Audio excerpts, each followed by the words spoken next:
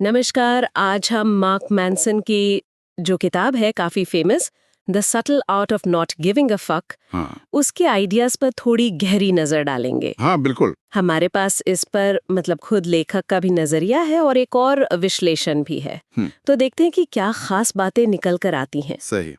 और इसका मकसद यही है कि किताब के उन विचारों को समझें जो जो शायद पहली बार में थोड़े कह सकते हैं उल्टे लगते हैं, हाँ, अजीब से।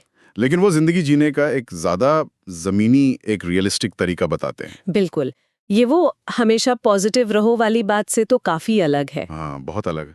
तो चलिए यहीं से शुरू करते हैं। हम्म, सबसे पहली और शायद सबसे आम गलतफहमी यही है कि ये किताब कहती है किसी चीज की परवाह मत करो। हाँ, ये बहुत लोग सोचते हैं। लेकिन मैनसन असल में ये नहीं कह रहे हैं ना। बिल्कुल नहीं। वो तो जोर दे रहे हैं कि हमें चुनना होगा हाँ, कि किन गिनी चुनी चीजों की हमें सच में परवाह करनी है। बिल्कुल सही। ये बेसिकली वैल्यूज की बात है। आपके मूल्य क्या हैं? क्या वही पुरानी सफलता वाली बात है? बड़ा घर, महंगी गाड़ी, क्या वो सबके लिए सही है? हम्म। या फिर हमें सोचना चाहिए कि हमारे लिए क्या सार्थक है, किन चीजों के लिए मेहनत करना ठीक है। ये सोच समझकर परवाह करने की कला है, बेपरवाह होने की नहीं। अच्छा, और इसी से जुड़ा हुआ एक और बड़ा मजेदार आइडिया है इनका, द बैकवर्ड्स लॉ, उल्टा नियम। हाँ, ये वाला तो कमाल है। कि अगर आप पॉजिटिव चीजों के पीछे भागोगे, हम्म। जैसे खुशी, हम्म। तो वो अपने आप में एक नेगेटिव एक्सपीरियंस बन जाएगा। हाँ। और अगर नेगेटिव चीजों को स्वीकार करोगे हम्म। तो वो पॉजिटिव बन जाएगा। ये थोड़ा हाँ, सुनने में एकदम विरोधाभासी लगता है और शायद शुरू में पाठक को लगे कि ये क्या बात हुई। हाँ। पर आप गहराई से सोचें तो इसमें सच्चाई है। जैसे आप जितना ज्यादा अमीर बनने की कोशिश करेंगे, हो सकता है उतना ही ज्यादा अपर्याप्त महसूस करें। दुख को, डर को स्वीकार कर लेते हैं तो उनसे डील करने की हिम्मत मिलती है। हम्म। वो एक तरह का पॉजिटिव आउटकम है। समस्याओं से भागना नहीं, उनका सामना करना। हम्म। और इसी लॉजिक को वो खुशी पर भी लगाते हैं। कहते हैं खुशी एक समस्या है। अब इसका क्या मतलब है? इसका मतलब ये है कि देखिए, जीवन में समस्याएं तो हमेशा ही रहेंगी, वो कभी खत्म नहीं होने वाली। हाँ, ये तो है। तो असली खुशी इसमें नहीं है कि कोई समस्या ही ना हो, बल्कि खुशी इस बात में है कि आप वो समस्याएं चुनें जिन्हें सुलझाने में आपको मजा आए या कहें संतुष्टि मिले। अच्छा, मतलब अपनी पसंद की समस्याएं, हाँ। जिसे मेंसन कहते हैं अपना संघर्ष चुनो। आपकी जो नेगेटिव भावनाएं हैं, चिंता, गुस्सा, डर, ये बेकार नहीं है।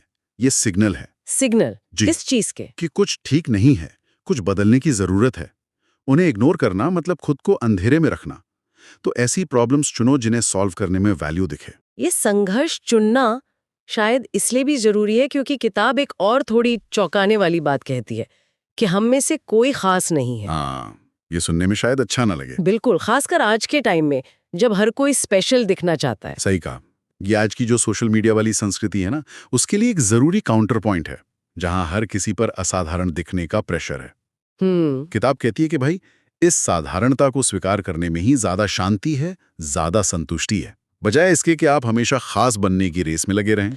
और वो एंटाइटलमेंट वाली बात कि हम बिना कुछ किए ही अच्छी चीजों के हकदार हैं। हाँ, वो इसी सोच से आती है कि मैं तो खास हूं। या तो आप खुद को सबसे बेस्ट समझते हैं या फिर सबसे वर्स्ट विक्टिम। और दोनों ही हाल में आप स्पेशल ट्रीटमेंट चाहते हैं। अच्छा। जबकि सच ये है कि जिंदगी का ज्यादातर हिस्सा वो साधारण ही होता है, और इसे मानना हमें रियलिस्टिक बनाता है। और इसी से शायद जुड़ता है जिम्मेदारी वाला आइडिया।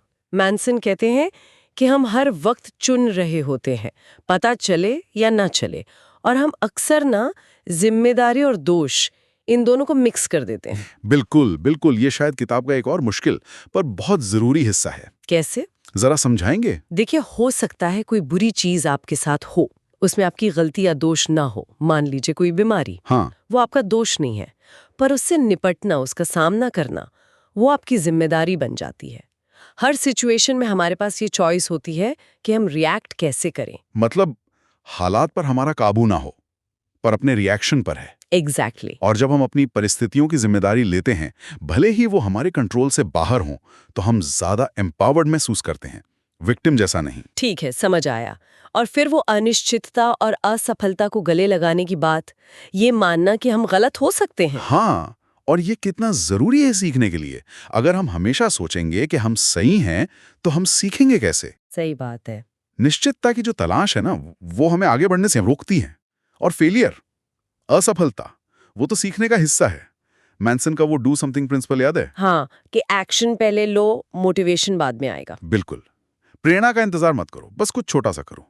एक्शन से ही मोटिवेशन पैदा होता है, और इस प्रोसेस में फेल होना तो स्वाभाविक है, वो कोई बुरी बात नहीं। और आखिर में 2 और चीजें, एक तो ना कहने की कला और दूसरा मौत के बारे में सोचना।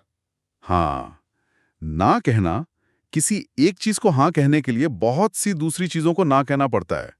ये बाउंड्री सेट करने के लिए और अपनी एनर्जी सही जगह लगाने के लिए बहुत जरूरी है। रिश्तों में भी और अपने लक्ष्यों के लिए भी। बिल्कुल।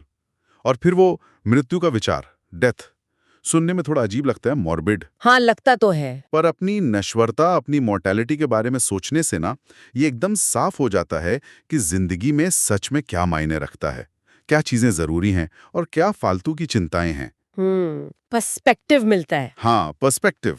ये हमें छोटी मोटी बातों से ऊपर उठकर उन चीजों पर फोकस करने में मदद करता है जिनका सच में कोई मतलब है, जो टिकाऊ हैं। तो अगर हम इन सब बातों को देखें, तो ये किताब असल में बेपरवाह होने के बारे में बिल्कुल नहीं है। नहीं, बिल्कुल नहीं। ये तो बहुत सोच समझकर, बहुत ध्यान से ये चुनने के बारे में है कि किन चीजों की परवाह करनी है। सही। नेगेटिविटी को स्वीकारना, जिम्मेदारी लेना, अपनी गलतियों और अनिश्चितता को अपनाना और ये याद रखना कि जिंदगी लिमिटेड है, ये सब मिलकर शायद एक अलग तरह की, ज्यादा गहरी संतुष्टि की तरफ ले जाते हैं। हाँ, और शायद अंत में सोचने के लिए एक सवाल छोड़ सकते हैं हम, क्या? कि अगर हमें पता चले या हम इस बात को सच में महसूस करें कि जीवन सीमित है, अंत करीब है, तो क्या हमारी आज की जो प्राथमिकताएं हैं, जो प्रायोरिटीज हैं, वो बदलेंगी?